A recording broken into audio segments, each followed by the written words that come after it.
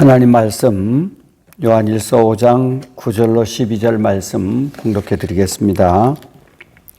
만일 우리가 사람들의 증언을 받을진대 하나님의 증거는 더욱 크도다. 하나님의 증거는 이것이니 그의 아들에 대하여 증언하신 것이니라. 하나님의 아들을 믿는 자는 자기 안에 증거가 있고 하나님을 믿지 아니하는 자는 하나님을 거짓말하는 자로 만드나니 이는 하나님께서 그 아들에 대하여 증언하신 증거를 믿지 아니하였습니다. 또 증거는 이것이니 하나님이 우리에게 영생을 주신 것과 이 생명이 그의 아들 안에 있는 그것이니라.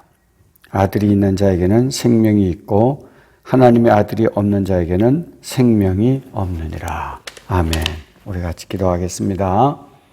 하나님 아버지, 오늘도 우리에게 복된 주일을 허락해 주시고 또 하나님의 말씀을 전하고 하나님 말씀을 듣고 묵상할 수 있도록 은혜 주시니 감사합니다. 오늘도 하나님께서 우리에게 주시는 말씀을 우리가 듣고 묵상할 때 성령 하나님께서 우리 모두에게 깨달음의 은혜가 있게 하시고 큰 은혜의 시간이 될 수 있도록 인도해 주시옵소서. 예수님 이름으로 기도드리옵나이다. 아멘. 할렐루야. 오늘은 요한일서 5장 9절로 12절 말씀으로 두 가지 확실한 증언이라 하는 제목으로 하나님 말씀을 전하겠습니다. 6절로 12절까지 또한 증언이라 하는 말이 9번이나 나옵니다. 증언이라 하는 말이 9번 나옵니다. 증언, 증거. 이것은 어떤 뜻을 가지고 있습니까? 첫째로 어떤 사실을 증명할 수 있는 근거. 또한 하나는 법원이 법률을 적용할 사실의 유무를 확정하는 재료. 이런 뜻입니다. 다시 말하면 법정 용어입니다. 증언은 사실을 증명하는 것. 법률로는 증인의 진술이라고 하는 뜻이 있습니다. 대개 사람이 사람에게 좋은 사람 또는 나쁜 사람, 착한 사람, 악한 사람이라고 증언을 받기도 합니다. 아무개는 참 좋은 사람이야. 아무개는 참 착한 사람이야. 이런 증언을 받기도 합니다. 그러나 사람의 평가는 제대로 평가되었다고 볼 수가 없습니다. 거의 주관적이고 자기가 본 한도 내에서 평가하기 때문입니다.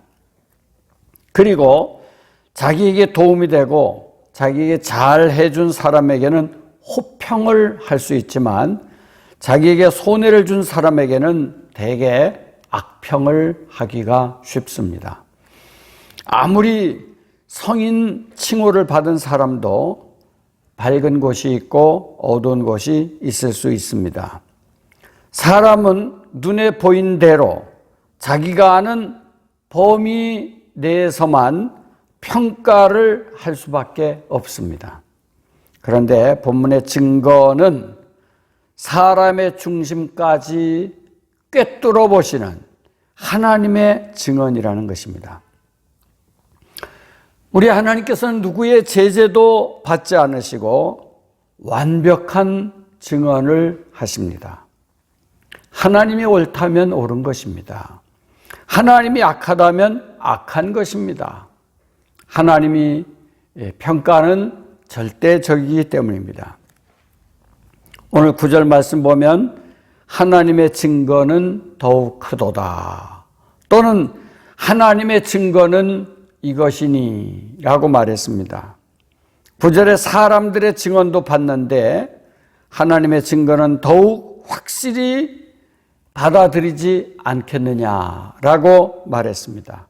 하나님은 본문에 보면 두 가지 증언을 하신다고 말씀하셨습니다. 그 첫째는 9절에 보면 하나님의 증거는 이것이니 그의 아들에 대하여 증언하신 것이라.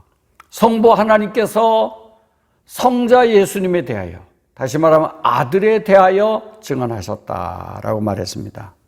하나님의 증거는 언제나 일관되게 나타납니다. 그 증거는 인류의 구주 되신 하나님의 아들 예수 그리스도에 대한 증거입니다. 하나님은 모세 율법을 통해서도 또 이스라엘 역사를 통해서도 오실 메시아를 증거하였으며 결국 물과 피로 직접 나타내 보이셔서 증거를 드러낸 것입니다. 지금도 계속해서 우리 중심에 내주하시는 성령님을 통해서 예수 그리스도만이 구세주 되심을 계속해서 증거하고 계십니다. 오늘 10절 말씀 보면 하나님의 아들을 믿는 자는 자기 안에 증거가 있고, 하나님의 아들이 누굽니까? 예수 그리스도시죠. 예수 그리스도를 마음에 믿는 자는 그 자기 안에 증거가 있다라고 말하고 있습니다. 여기 믿는 자라는 말은 헬라어 원본에 보면 분사형으로 기록되어 있습니다. 과거에 믿었던 자도 앞으로 믿겠다는 자도 아닌 지금입니다. 현재입니다. 지금 예수 그리스도가 하나님의 아들이심을 믿고 있는 것, 과거에 잘 믿었다, 앞으로 잘 믿을 것이다, 이것이 아니라 지금 현재 하나님의 아들 예수 그리스도를 믿고 있는 것을 의미합니다. 과거에 아무리 잘 믿었다 할지라도 매일 현재에 믿고 있지 않다면 과거의 열심은 아무런 소용이 없습니다. 또한 나중에 잘 믿겠다고 하지만 사람들이 미래를 책임질 수가 없습니다. 앞으로 미래를 누가 장담할 수 있으며 누가 책임질 수 있습니까? 그러므로 우리는 매일 현재라고 하는 매일매일 주님을 믿고 고백하고 의지해야 합니다. 히브리서 3장 13절에 보면 오직 오늘이라 일컫는 동안에 매일 피차 권면하여 너희 중에 누구든지 죄의 유혹으로 완고하게 되지 않도록 하라. 오늘이라 일컫는 동안, 매일 오늘이죠. 내일도 오늘, 모레도 오늘, 매일 오늘이라고 하는 날 우리의 마음이 완고해지지 않도록 하라 하는 말씀입니다. 매일매일 하나님의 아들 예수 그리스도를 믿어야 한다는 것입니다. 10절 말씀 보면 하나님의 아들을 믿는 자는 자기 안에 증거가 있고 라고 했습니다. 자기 안에 예수님이 계시다는 증거가 있다는 것입니다. 고린도후서 13장 5절 말씀에 보면 너희는 믿음 안에 있는가 너희 자신을 시험하고 너희 자신을 확증하라. 예수 그리스도께서 너희 안에 계신 줄을 너희가 스스로 알지 못하느냐? 그렇지 않으면 너희는 버림받은 자니라 라고 말했습니다. 우리 성도는 날마다 주님께서 내 안에 계시고 언제나 주님이 나와 함께 한다는 사실을 믿고 그 믿음 안에서 확신 가운데 이 세상을 우리는 하루하루 살아나가야 합니다. 예수님께서 내 중심에 계시고 나와 함께 계시고 또 나와 함께 생활하고 계심을 매일 고백하면서 그 주님과 함께 살아나가야 합니다. 이것이 하나님의 첫째 증언입니다. 그리고 하나님은 두 번째 증거를 말씀하셨습니다. 그것은 오늘 11절 12절에 나옵니다. 11절 말씀 보면 또 증거는 이것이니 라고 했습니다. 곧 하나님이 우리에게 영생을 주신 것과 이 생명 곧 영생은 그의 아들 안에 곧 하나님의 아들 예수 그리스도 안에 있는 그것이라 라고 말했습니다. 이는 하나님이 예수 그리스도를 믿는 자들에게 영생을 주셨다는 뜻입니다. 요한일서 1장 2절에 보면 이 생명은 아버지와 함께 계시다가 우리에게 나타나셨다라고 했습니다. 이 생명, 곧 예수님은 성부 하나님과 함께 계시다가 우리에게 나타나셨다는 것입니다. 예수님도 요한복음 14장 6절에 보면 내가 곧 생명이니, 예수님 자신이 생명이라고 말씀하셨습니다. 요한복음 11장 25절에도 보면 나사로가 죽었을 때 그의 누이 마르다와 마리아에게 한 말입니다. 나는 부활이요 생명이니. 예수님께서 부활이요 생명이라고 말씀하셨습니다. 예수님 자신이 생명이십니다. 그러므로 예수님이 중심에 계신 자는 생명이 그 속에 있으므로 영생을 얻게 된다는 말씀입니다. 생명이신 그리스도는 죽은 자들 가운데서 부활하심으로 모든 성도들의 부활의 첫 열매가 되셔서 자기 백성들이 그의 생명을 힘입어 영생을 얻도록 하신다고 고린도전서 15장 12절로 28절 말씀에 말씀하셨습니다. 오늘 11절 하반절에 보면 이 생명이 그의 안에 있는 그것이니라 라고 하셨습니다. 곧 영원한 생명은 예수님 안에만 있다는 것입니다. 그래서 우리가 잘 아는 사도행전 16장 31절에 보면 바울이 옥문을 지키는 간수가 내가 어떻게 하여야 구원을 얻으리까 할 때 바울은 여러 말 하지 않았습니다. 딱 한마디 정확하게 주 예수를 믿으라. 그리하면 너와 내 집이 구원을 받으리라.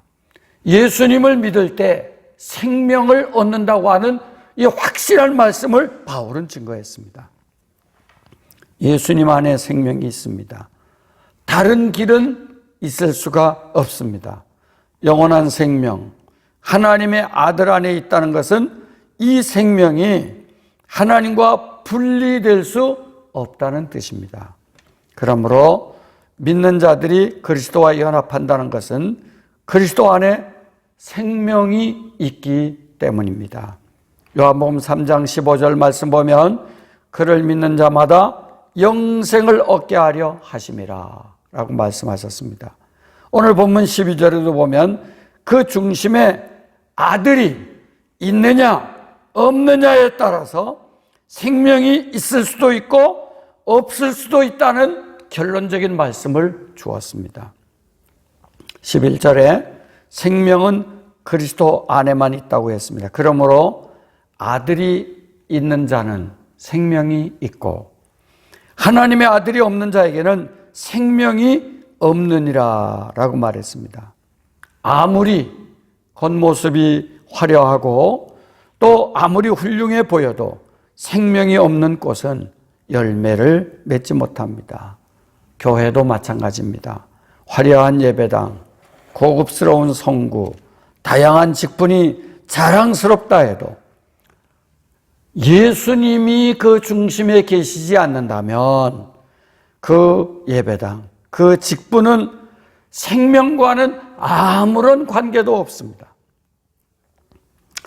우리가 잘 아는 찬송가 438절 3절에 보면 높은 산이 거친들이 초막이나 궁궐이나 내 주 예수 모신 곳이 그 어디나 하늘나라. 아무리 화려한 곳이든 아무리 초라한 곳이든 예수님 계신 곳이 하나님 나라입니다. 예수님 모신 곳이 생명이 넘치는 곳입니다. 아들이 있느냐 없느냐가 영생을 받느냐 못 받느냐의 갈림 기준이 된다는 것입니다. 로마서 8장 9절에 보면 누구든지 그리스도의 영이 없으면 그리스도의 사람이 아니라 라고 말했습니다. 또한 요한일서 2장 23절에 보면 아들을 부인하는 자에게는 또한 아버지가 없으되 아들을 시인하는 자에게는 아버지도 있느니라. 예수님께서 그 중심에 계시냐 안 계시냐가 이렇게 중요하다는 것을 말씀하고 있습니다. 곧 구원은 영원한 생명은 나에게 아들 곧 예수 그리스도께서 함께 있느냐 없느냐로 판가름 난다는 것입니다. 오늘 본문 말씀의 결론입니다. 두 가지 사실을 우리 하나님은 증언하고 계십니다. 하나님은 두 가지 사실을 증거하고 있습니다. 그 첫째는 하나님의 증거는 그의 아들에 대하여 증거하고 있다는 것입니다. 또 하나는 그 아들 예수 그리스도에게는 영원한 생명이 있으므로 내 속에 하나님의 아들이 있으면 생명이 있고 하나님의 아들이 없으면 생명이 없다 하는 것을 성부 하나님이 증거하고 있다는 것입니다. 다른 복음은 없습니다. 영원한 생명이 예수님께 있으므로 그 예수님을 중심의 구세주로 믿고 영접한 자는 영원한 생명을 갖게 된다고 하는 오늘 말씀입니다. 오늘 이 두 가지 확실한 증언을 하나님이 하신 것을 우리 마음속에 잘 명심해서 우리는 영원한 생명 속에 날마다 승리하는 기쁨이 있게 되기를 주님의 이름으로 축복합니다. 기도하겠습니다. 하나님 아버지, 오늘 요한 1서 5장 9절로 12절의 말씀으로 두 가지 확실한 증언이란 제목으로 하나님 말씀을 전했습니다. 아들이 있는 자에게는 영원한 생명이 있다고 하는 사도 요한의 증언을 통해서 우리가 성경 전반에 걸친 이 말씀을 살펴보았습니다. 우리 중심에 하나님의 아들 예수 그리스도가 계심으로 우리에게 영원한 생명이 있음을 확신 가운데 우리가 믿고 의지하는 굳건한 믿음을 허락해 주시옵소서. 그래서 우리의 참 소망과 참 기쁨이 넘치는 은혜가 우리 모두에게 충만하도록 인도해 주시기를 원합니다. 예수님 이름으로 기도드리옵나이다. 아멘. 이제는 우리 주 예수 그리스도의 은혜와 우리 하나님 아버지의 풍성하신 사랑과 성령님의 감동, 감화, 교통인도 충만하심이 마음 중심에 하나님의 아들 예수 그리스도를 굳게 믿음으로 영원한 생명을 얻게 된 것 감사하며 주님을 바르게 잘 섬겨나가기를 소망하는 주의 거룩한 백성들 머리머리 위에 세세 무궁토록 함께 있을지어다. 아멘.